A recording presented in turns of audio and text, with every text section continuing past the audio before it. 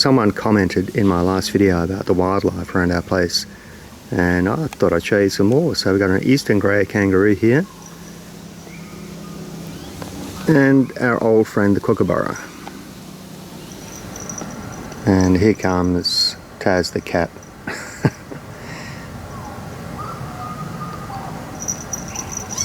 Hey, g'day, it's Prezzo here back in the shop. Thanks for joining me. This is part 2 of building a replacement table and bracket set for a metal cutting bandsaw. And in the previous episode I got this table made. It was a rough casting. I got all that machined up and fitted the mitre fence to that. Didn't make that, that was just an accessory that I had lying around the shop. And in today's episode we're going to machine up this bracket which fits on top of the saw frame, and it's going to in turn take the table as a fixture. So it's not possible to tilt the table. It's going to be a fixed rigid table on the machine. Now this is the two parts that my castings are replacing. So this was originally a wood cutting bandsaw. This table is made of a pressed steel, so is this tilting bracket. And whoops, both these parts were way too light for metal cutting. You see this table itself has very little rigidity, and when we were trying to cut metal it sort of set up a terrible vibration. So that's going in the bin, and hopefully by the end of this episode we'll have these two parts machined, fitted, and I'm going to do some fancy schmancy metal finishing techniques on these just to show off. Okay, so let's head over to the mill, get this bad boy set up, and we'll have a go at machining that.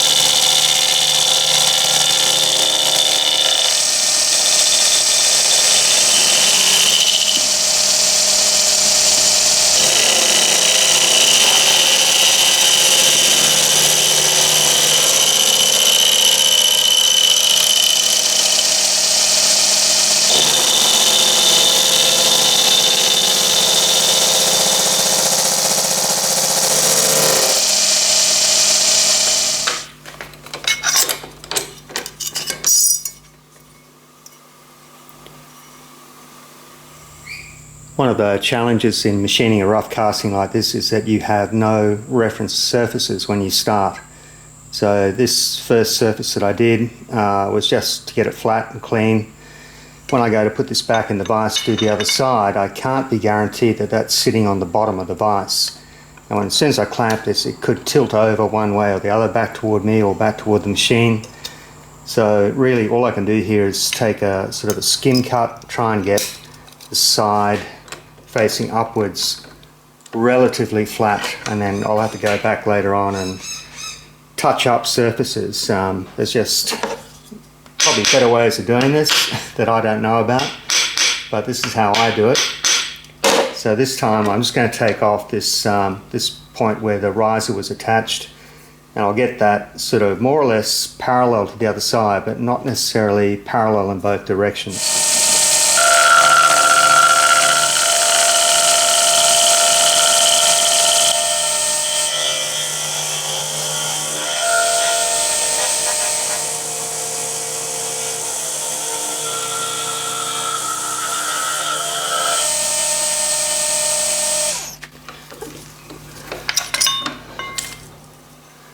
You may be able to see here that this edge and this edge haven't been machined off yet, but I will come back and clean this up later. So now what I have is basically two, reasonably parallel surfaces, and the next step is to machine this face here and this shoulder. So with that sitting in the vise on some parallels, we can go ahead and clean this up. And then we've got a chance of getting this back and inspecting it and machining it so that we've got at least three surfaces which are at right angles and parallel, And then we can tackle this fourth face, the one underneath that the table attaches to. So I've got this sitting up parallels, but remember that the underside is not machined yet, so it's not likely to be terribly accurate. This is mainly to stop it from sinking down in the vise. So I'm going to go ahead and try and clean this surface up here and this end shoulder here. And really, the two sides aren't that critical. They need to be, clean and tidy, but not necessarily super accurate. It's basically just this surface and the one underneath that need to be parallel to each other. So they're the ones I'm going to be concentrating on. I'll give the rest superficial cleanup later on.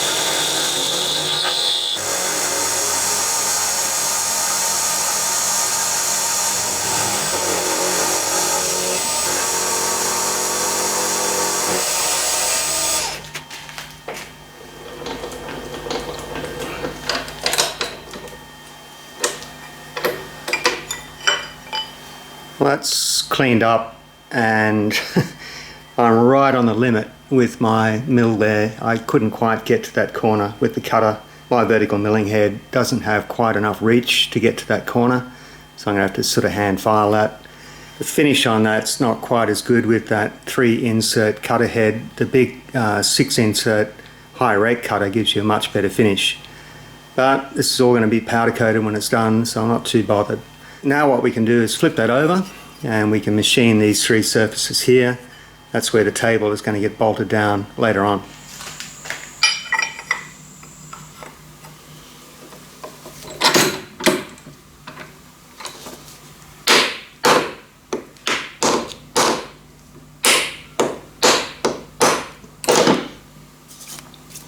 So these 3 surfaces here and the underside of this are really the only critical parts for this whole casting. So I'm going to skim this off, and pretty much that's it. I don't really need to touch any of the other surfaces, but I will just skim these 2 sides here again just for cosmetic purposes.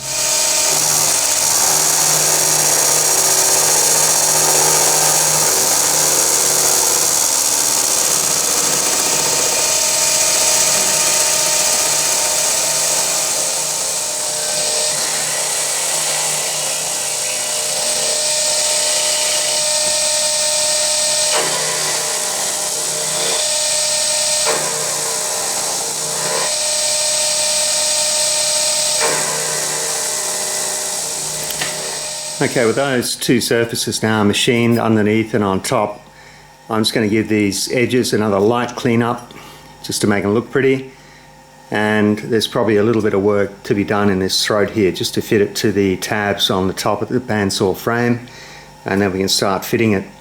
Now I know I keep banging on about this, but this alloy, this is actually ingots that I bought. It's 601C.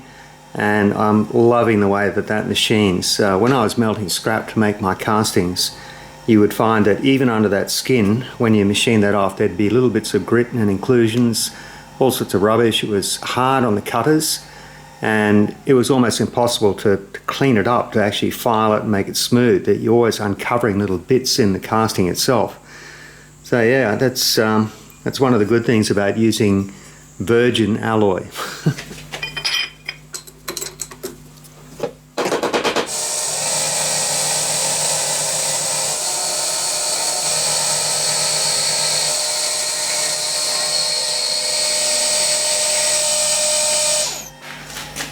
So there's the finished surface I just did, and that little black mark there is not actually an inclusion, that's a hole. It's really porosity. So yeah, probably just bad casting technique on my part, but the metal itself is very good. So pretty much the last milling I have to do on this is to clean out this pocket here. Now this fits over some raised tabs on the top of the bandsaw frame, and it's just to give me some wriggle room to get this aligned. Doesn't have to be super accurate. I'm just going to give it clean up, around about 15 millimeters deep. The tabs stick up about 12 millimeters, so that should be plenty. So I've got a long series end mill in here. I'm just sort of hoping I've got enough rigidity in this setup. So if it makes lots of horrible noises, just bear with me.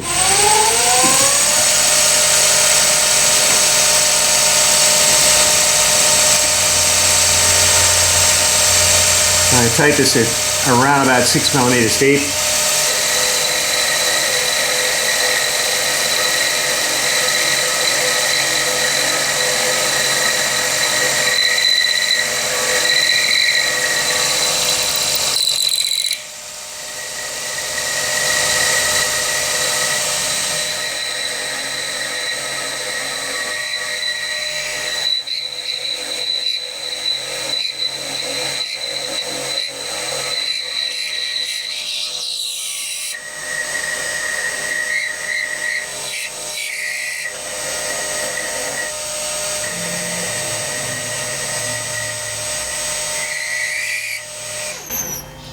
And I was just using my DRO to keep track of where I was there. So that's going to give me clearance, so we'll see how it looks on the saw. Right, well that's pretty much how that goes, and I've got enough clearance there now to be able to manipulate that into position. Now that casting is going to help to reinforce this whole sheet metal frame, and I don't know if you can see that, but that piece of metal can flex. This end frame here can probably flex as well. But once the casting is bolted down to that, that's going to give it the reinforcement that we need. So next step, we're going to get all this drilled, transfer the holes through to the frame, get it anchored down, and then we can think about putting our table onto that casting.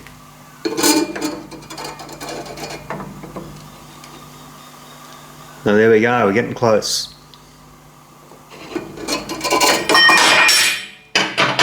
Far out. Well, I spent most of the morning just in planning mode and head scratching mode trying to figure out the easiest way of doing this. I need to be able to bolt this casting down to the frame of the saw in roughly two areas, so in here somewhere and over here.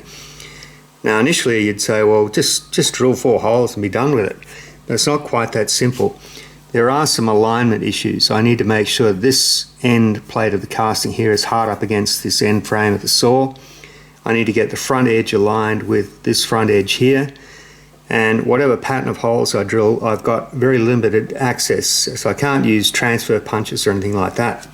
So the plan is I'm going to use a drilling jig. So this piece of mild steel is going to be my drilling pattern. So I'll mark out all my holes in that, drill it. I can transfer through that plate to the steel frame under the saw, and I can transfer the same pattern of holes to the casting. So with that all clamped together, it just sort of allows for easy translation of all those holes. So we're going to have 4 holes in this area here, 2 over here, and look, it's just easy for me to show you what I'm going to do, and we'll discuss it later. So let's go.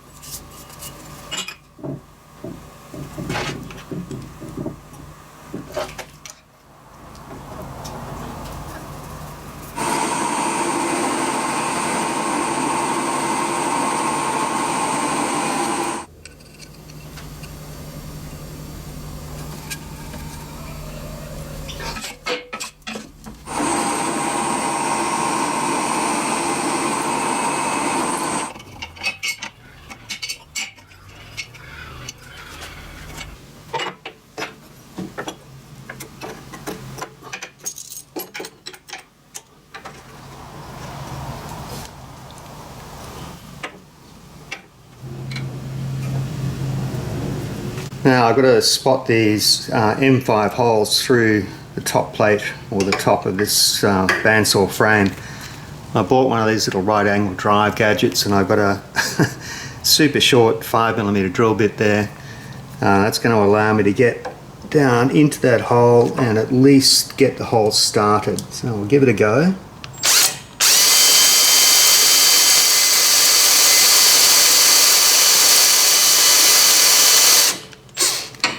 You can see chips coming out there, so I'm just going to stop there so I don't sort of dislodge this pattern plate.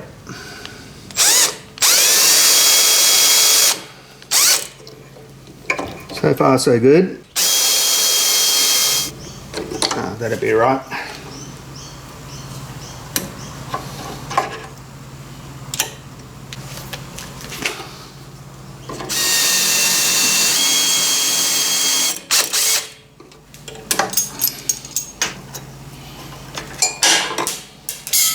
Well, there's my 4 holes started. I'm just going to go right through and then open that up to M6.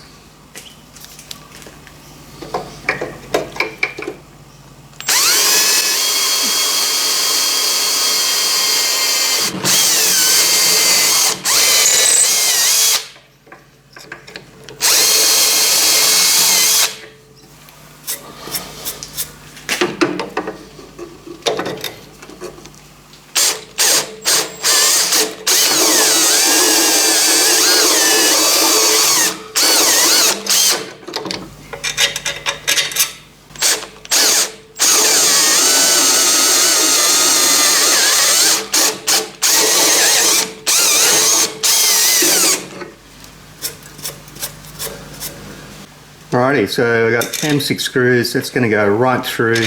So my casting now should fit flush with the front of the frame.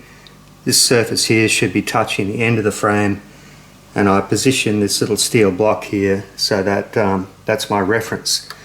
So I'll drill these out to M6 and we'll see how close we got. So just off camera I drilled these out to M6 and I've counterbored those as well for the socket head screws. And I also drilled this out to 8mm for a 6mm screw, just to allow me to position this up tight against this block here and make sure it's fitting up tight here. And in theory our screws should now go through there and get everything aligned. Now you're probably looking at this and saying, well geez Mark, you did this the hard way, there's got to be an easier way.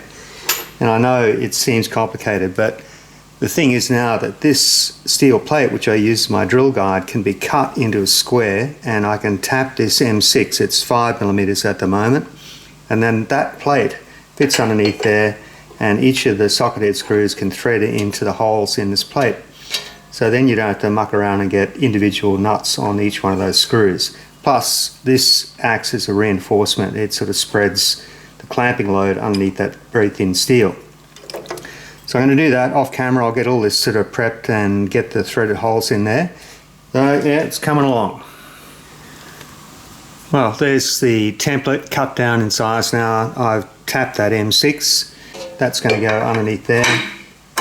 And in theory, everything should bolt down and I should have a little bit of adjustment. In a perfect world, of course, everything would align right from the get-go without having to drill oversized holes. But as we all know, it doesn't always work out that way in practice. So having these holes oversized at 8mm through the frame here just gives me that little bit of adjustment, and it's not really necessary to have that a tight fit. It's more important that the plate underneath clamps up really tight. Alright, so just loosen it off a bit.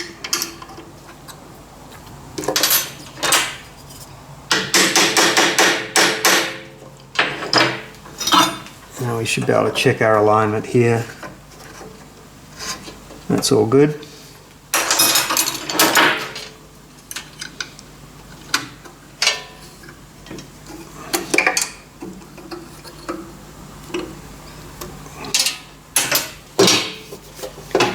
So now I can transfer these 5mm holes through the steel frame here, and I think I'll leave them at M5. They don't need to be bigger than that.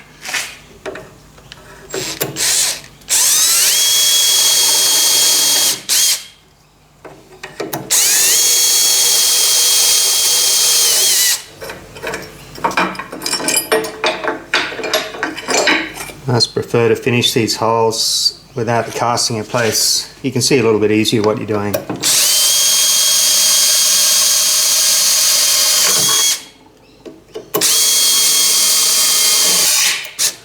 Oh, that's bad.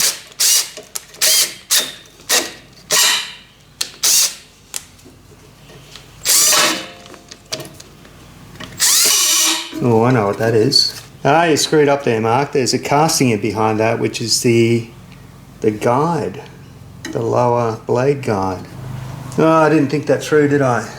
All right, I'm gonna have to do some surgery on that lower blade guide just to give me clearance. Be back in a minute. Oh, it was all going so well too. Well, I should look on the bright side. That blade guide had to come out anyway to get rid of this redundant screw. So, we'll do that. Well, there's your problem. Yeah, what a bummer. Okay, I'm gonna have to machine a bit of that off to give me clearance to put a nut on the inside there.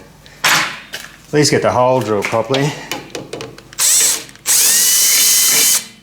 And we're back. And I've just milled that slot there, this one here, and that's going to allow me to fit a steel plate through that rebate or recess there, and I'll be able to tighten up on threads the same way as I did for the top here. So there you go, problem resolved. Come on, Mark, get it together, will you? I'm just trying to hold a torch here so you can see what I've done, but that Allen key that I'm pushing through the hole is where I was trying to drill yesterday, and it was catching on the end of this casting. So this is a casting I made up to convert this saw to a metal cutting saw, and I just forgot that it was there basically. And when the drill bit came through, it just caught on the edge of it. So by milling that slot in the casting, I've now got clearance, and I can put a steel plate on the inside here to take the two screws from the outside. So let's have a look at that. So this is the mild steel plate that I've made, and it's threaded M5. I've also spot faced the two holes on the outside of the casting. I've cleaned the casting up, taken all the blue die cam off that, and that little steel plate can now fit into the slot, which luckily holds it all in place. And you can imagine how painful it would be trying to fit hex nuts inside and hold them while you threaded all this together, which is why I like making up these steel plates. So that tightens up quite nicely now, and we're ready to move on to the next step. I've taken this whole assembly off the saw now, and before I did that I got a depth gauge and I checked the position of the end of the casting, this end here, with the blade running in line with this slot, just to keep it all looking nice. Doesn't need to be there, but it just looks nice. And I was also able to check underneath and find a reading for the position of this edge here, which lines up exactly with this recess in the casting. Now that recess is just cast in, it's not really accurate, but what I can do later on is use an engineer's square to align the two castings, so I can get that lined up that way, and I can get my depth gauge to get it the other way. So that sort of locates everything. Now, how many holes do we need in this? I've chosen to put in 4. Now, 2 of them are in line with the edge of the blade. So the blade passes through the table, with this being the cutting edge closest to me. So I put these 2 screws in line with that point. Now this is where all the force is concentrated on the table. As the teeth pass down through the stock, they're pulling against the table, or are they? Yeah, they're pulling downwards through the table. So I've got my 2 screws lined up here, and these 2 here are going to be aligned sort of just in front and behind the blade to give it some stability. So what we'll do now is drill all these 5 diameter, then we'll transfer them through onto this piece, and then we'll open these out to 6 and countersink them.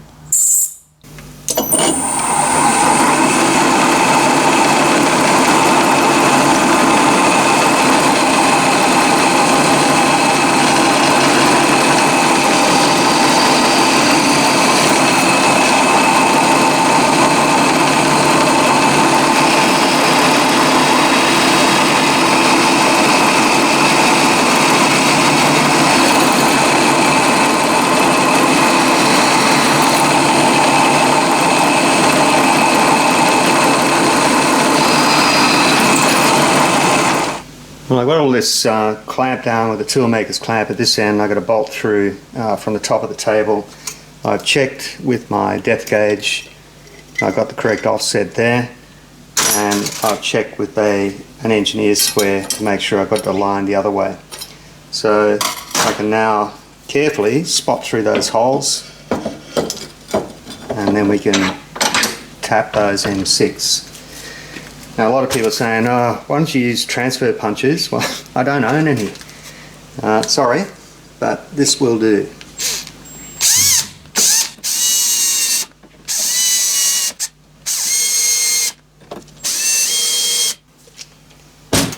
Alrighty. So if I've been successful, we should have those hole positions lined up in the middle of the 3 posts.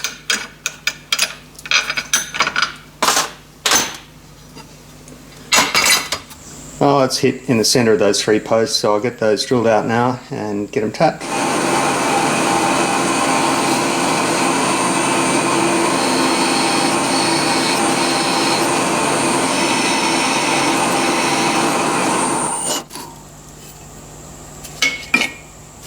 People have asked about this tool before. This is a tapping and staking tool, and it was designed by the legendary George Thomas.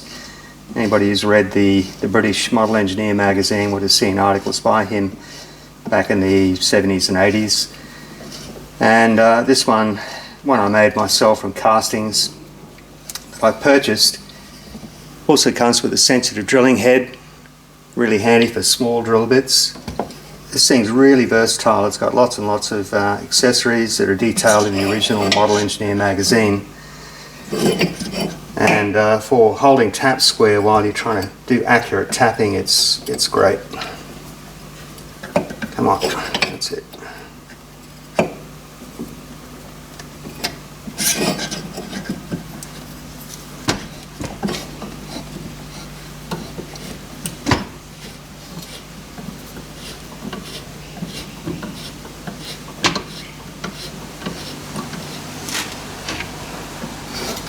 It's just a bit awkward in this corner. It's the only place I had left this machine.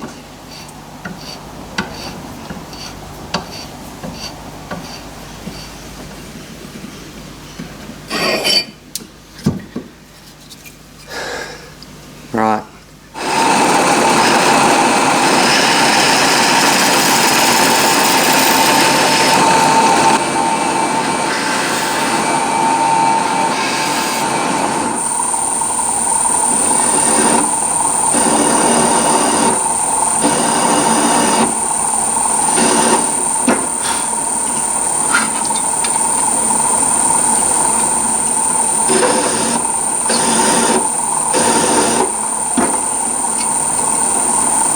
Just using the old suck it and see approach here, trying to get these countersunk heads just below the surface there. I'm really close.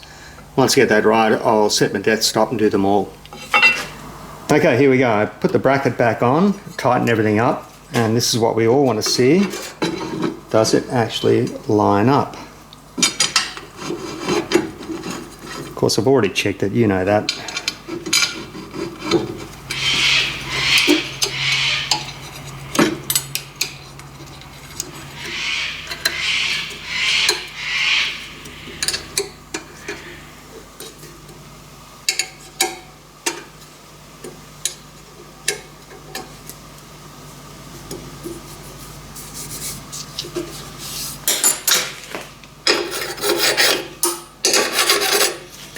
Just want to check those screws, make sure they are actually below the surface, otherwise your work's going to catch on that.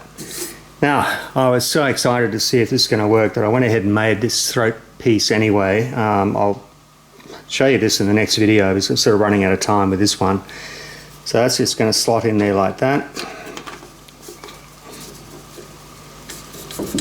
And that's just slightly above the surface there. I might need to just put a tiny little cut on the back of that when I make the next one, but this will be enough to show you if it works. Alrighty, now this is the stock that I usually cut. This is 3mm thick aluminium, so I'll give that a try.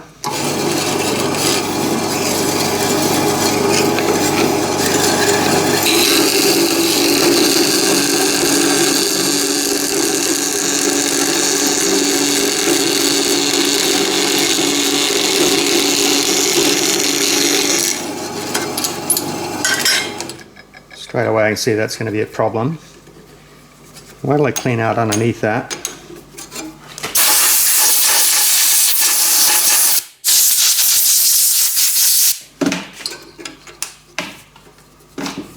That's a bit better. Alright, now this is the material that gave me so much grief. So this is brass. It's about 1mm thick, maybe 1.2. When I did this with the old table, it vibrated up and down so violently that the stock was getting jammed between the teeth. Now I know I should have a finer tooth blade. This is 13 teeth the inch. I should be using at least 18 or 20. However, living out here in the colonies means that you don't have access to a lot of suppliers for this sort of thing. I can get these custom made and they are expensive, and it means having to swap out blades all the time, so I'm going to try to get by with just this one blade, but let's give it a go with the brass.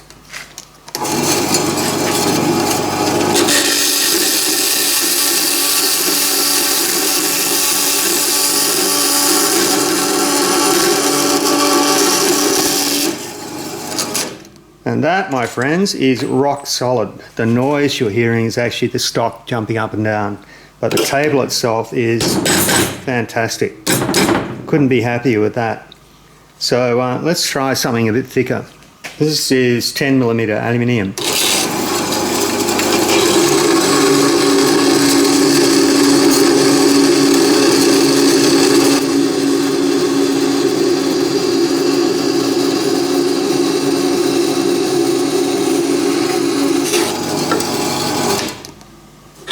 Once again, super happy with that. That's beautifully quiet compared to what it was. And it's not the quickest thing in the world, but it'll do me. That's fine. So, is it a success? Yes, I'm very, very happy with this. It was worth the effort. It certainly turned this into a much more stable and useful machine for me in the workshop. Now, I'm going to finish this video up here now. I was hoping I'd get all of this done with this one video, but obviously I've run out of time. The next one is going to be about finishing processes. It's going to be metal finishing with Mark. So I'm going to do some powder coating, some zinc plating, and a super sexy treatment on the top of this table. And I know it's going to get scratched, and I know I'm probably wasting my time, but it's just a technique that I want to try out. And I might have some good news about the replacement for my tired old Frankenmill, which might soon be going out the door and being replaced with something new. But let's get to that in the next video. So Prezzo signing off for now. Thanks for watching. Join me on the next video. We'll see you then. Oh, you're such a beautiful thing.